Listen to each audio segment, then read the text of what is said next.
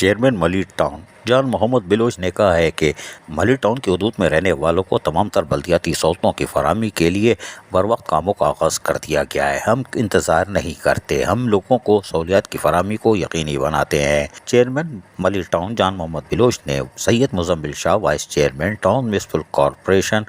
ملیر کراچی کے ہمراہ ملیر 15 تشیش محل تک روڈ کی تعمیر کے کام کا جہاں جائزہ لیا، وہ اس موقع پر اظہر حسین شاہ، ڈی جی کے ایم سی، سید محمد نقی، عباس حیدر، کاشف شاہ، سمر عباس اور دیگر بھی موجود تھے۔ اس موقع پر جان محمد بلوچ نے جہاں جاری کاموں کا معائنہ کیا، وہیں یقینی طور پر انہوں نے ہدایت کی کہ معیار کی طرف توجہ دی جائے اور اس کو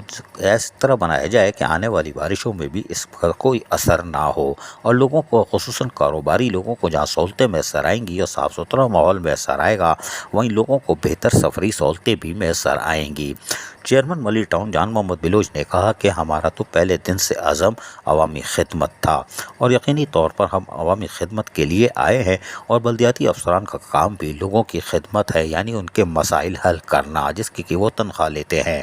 لہذا ہم اپنے ماضی کی روایت کو برقرار رکھیں گے اور ملیر ٹاؤن کے لوگوں کو تمام تر بلدیاتی سہولتوں کی فراہمی کو ہر حال میں یقینی بنائیں گے۔ عزیز عارف، KBS بلدیاتی نیوز کراچی۔ ایسی ہی خوبصورت ویڈیوز فیوچر میں حاصل کرنے کے لیے ریڈ بٹن پر کلک کر کے اور بیل آئیکن کو پریس کر کے ہم سب کے سبسکرائبر بننا مت بھولیے۔